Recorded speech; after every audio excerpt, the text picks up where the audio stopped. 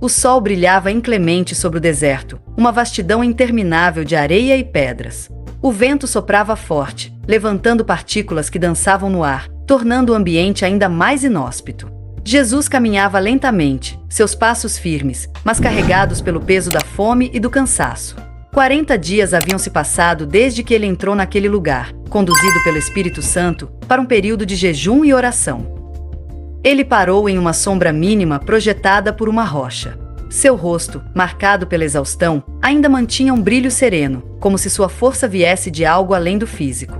Foi então que o silêncio foi quebrado. Uma voz surgiu, inicialmente indistinta, mas logo ganhando forma. Diante dele, uma figura surgiu, envolta em sombras que pareciam moldar um ser humano, mas com algo de profundamente perturbador. Era o diabo, trazendo consigo palavras carregadas de tentação. Se és o Filho de Deus, começou ele, gesticulando para as pedras ao redor, diz a estas pedras que se transformem em pão. Jesus olhou para ele, seus olhos demonstrando tanto compaixão quanto firmeza. Apesar de sentir seu estômago vazio, ele não hesitou em sua resposta. Está escrito: nem só de pão viverá o homem, mas de toda palavra que procede da boca de Deus. O diabo observou por um momento, um sorriso quase imperceptível em seus lábios. Ele sabia que não seria tão fácil. Em um instante, o cenário mudou. Jesus se viu em um alto monte, com uma vista de vastos reinos e cidades, suas torres e muralhas resplandecendo ao longe. Eu te darei toda esta autoridade e glória, disse o diabo, com uma voz sedutora, pois me foram entregues, e posso dá-las a quem eu quiser. Tudo será teu, se prostrares e me adorares. O coração de Jesus não vacilou. Ele sabia que a glória mundana não era o propósito de sua missão. Virando-se para o diabo, ele respondeu com calma e determinação: está escrito: adorarás o Senhor, teu Deus, e só a ele servirás.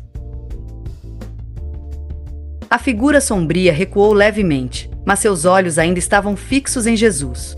Novamente, o cenário mudou. Eles estavam agora no pináculo do templo em Jerusalém. O ponto mais alto, de onde se podia ver a cidade vibrante abaixo. O vento soprava, trazendo consigo murmúrios de orações ao longe. Se és o Filho de Deus, provocou o diabo, apontando para o vazio abaixo, lança-te daqui. Está escrito: ele dará ordens a seus anjos a teu respeito, e eles te protegerão. Jesus fixou o olhar no horizonte, sua expressão tranquila, mas resoluta. Ele respondeu sem hesitar: está dito, não tentarás o Senhor, teu Deus. Por um momento, o silêncio voltou a reinar. Então, o diabo desapareceu, como fumaça levada pelo vento. Jesus ficou só novamente, mas agora com uma paz ainda mais profunda. Ele sabia que havia vencido a primeira batalha de sua jornada. O calor do deserto havia ficado para trás. Jesus retornava à região de Nazaré, sua terra natal, atravessando colinas verdejantes e pequenas aldeias. O murmúrio do povo começava a se espalhar. O carpinteiro que havia deixado a cidade estava de volta, mas agora era alguém diferente, alguém que carregava consigo palavras de esperança e poder. Ao entrar na cidade, Jesus foi saudado por rostos familiares. Alguns sorriam com curiosidade, outros lançavam olhares céticos, incapazes de reconciliar o jovem que conheciam com os rumores que agora o acompanhavam. Ele passou por ruas estreitas, cumprimentando velhos amigos e conhecidos com um sorriso gentil, até chegar à sinagoga, onde todos se reuniam para o culto do sábado. No interior da sinagoga, o ambiente era solene. Jesus foi convidado a ler as Escrituras, um ato de honra que não passou despercebido. Ele subiu ao púlpito com passos calmos, e todos os olhos estavam fixos nele. Uma mão firme abriu o rolo do profeta Isaías, e ele começou a ler. O Espírito do Senhor está sobre mim, porque me ungiu para anunciar boas novas aos pobres. Enviou-me para proclamar liberdade aos cativos, recuperação da vista aos cegos e libertar os oprimidos, para proclamar o ano aceitável do Senhor. As palavras ecoaram pela sala, enchendo o espaço com uma presença que ninguém podia ignorar. Jesus fechou o rolo com cuidado, entregando-o ao assistente. Ele então olhou para a congregação, seus olhos iluminados por uma chama tranquila. Hoje se cumpriu esta escritura que acabais de ouvir. Um silêncio profundo tomou conta do ambiente. Muitos ficaram maravilhados com a autoridade de suas palavras, murmurando entre si: mas este não é o filho de José? Como pode falar assim? Enquanto alguns olhavam para ele com admiração, outros começavam a questionar. A sala, que antes parecia tomada por reverência, começou a vibrar com a tensão crescente da dúvida e da resistência. Jesus permaneceu sereno, mas ele sabia que a incredulidade de seu próprio povo seria um dos maiores desafios que enfrentaria.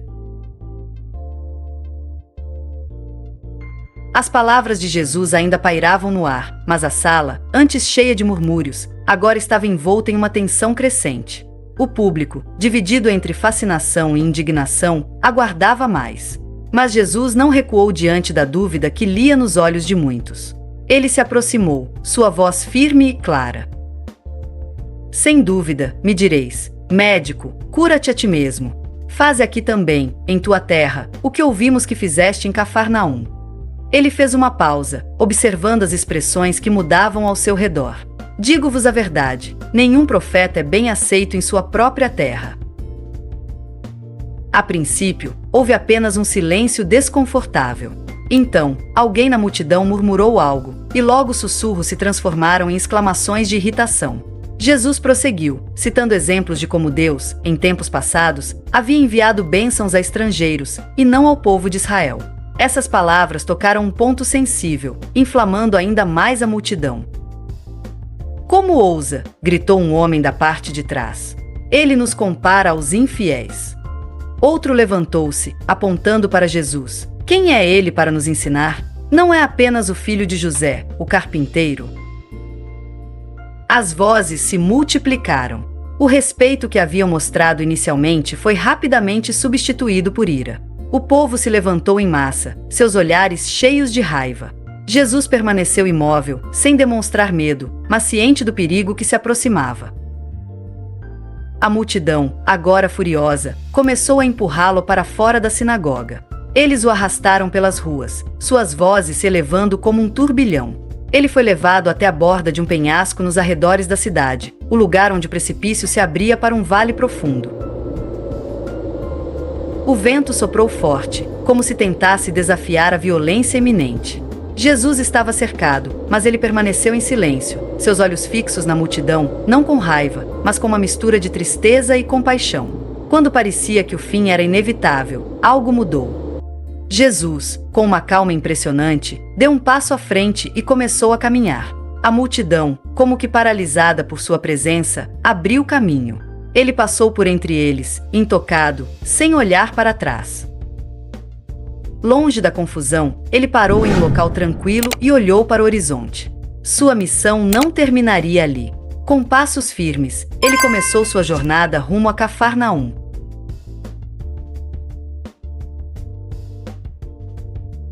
O sol já estava baixo no horizonte quando Jesus chegou a Cafarnaum, uma cidade à beira do mar da Galileia. Ao contrário da atmosfera familiar e tensa de Nazaré, a energia ali era de curiosidade e expectativa. A notícia sobre o que ele havia dito e feito já o precedera, e muitos aguardavam ansiosos para ouvir e ver o homem que começava a chamar atenção por toda a região. Logo, ele foi até a sinagoga local, onde o povo se reunia para ouvir seus ensinamentos. Diferente dos escribas, que falavam com base na tradição, Jesus ensinava com uma autoridade singular, como alguém que não apenas conhecia as Escrituras, mas as vivia plenamente. Seus ouvintes estavam fascinados. A sala estava cheia, e o silêncio era quase absoluto, interrompido apenas pelo som suave de sua voz. Enquanto ele falava, algo perturbador aconteceu. Um homem que estava presente, de repente, gritou: "Que queres conosco, Jesus de Nazaré? Vieste para nos destruir? Eu sei quem tu és, o Santo de Deus." A sala, antes tomada pela calma, mergulhou em confusão. As pessoas se afastaram do homem, cujos olhos estavam cheios de uma fúria não natural. O clima mudou, e o medo começou a se espalhar entre os presentes. Jesus, no entanto, permaneceu firme. Ele olhou diretamente para o homem, com uma voz que não deixava espaço para dúvidas, disse: "Cala-te e sai dele." O homem começou a se contorcer, soltando gritos agudos que fizeram muitos cobrirem os ouvidos. Mas, em poucos instantes, ele caiu ao chão, completamente exausto. Quando se levantou, seus olhos estavam claros e ele parecia em paz. O espírito maligno havia partido. A multidão ficou boquiaberta. Alguns murmuraram entre si: "Que palavra é esta? Com autoridade e poder, ele ordena aos espíritos impuros, e eles obedecem." A notícia do que acontecerá se espalhou rapidamente pela cidade e pelas regiões vizinhas. Cafarnaum, agora, via Jesus não apenas como mestre, mas como alguém dotado de poder divino. Ele continuou a ensinar, e cada vez mais pessoas se aproximavam, buscando esperança, cura e respostas. Enquanto o dia terminava, Jesus, sozinho por um momento, olhou para o mar da Galileia. As ondas suaves refletiam o brilho das estrelas, e ele sabia que aquilo era apenas o começo de algo muito maior. A noite havia caído sobre Cafarnaum, mas o murmúrio da cidade ainda era constante. Jesus, após o dia de ensinamentos e milagres, caminhava sozinho até a beira do mar. O céu estava claro, e a brisa suave trazia consigo o cheiro do mar. Ele se sentou, suas mãos apoiadas nas pedras frias, e olhou para as estrelas que brilhavam como testemunhas silenciosas de sua jornada. Lá, longe da agitação da cidade, ele refletia sobre o que havia acontecido nas últimas semanas. O deserto, as tentações, a rejeição em Nazaré, e agora o poder que fluía de suas palavras e gestos. Jesus sabia que sua missão estava apenas começando, e os desafios seriam muitos. Ele olhou para o horizonte, sentindo a presença do Espírito Santo ao seu redor, como uma força tranquila, mas poderosa. Sua missão era clara: anunciar as boas novas, curar os corações partidos, libertar os cativos e levar a mensagem de salvação. Ele sabia que não seria fácil e que muitos o rejeitariam, mas o caminho estava traçado. Com um suspiro profundo, ele se levantou e olhou para a cidade, pronto para o próximo passo de sua jornada. O tempo de espera havia acabado, agora era o momento de agir.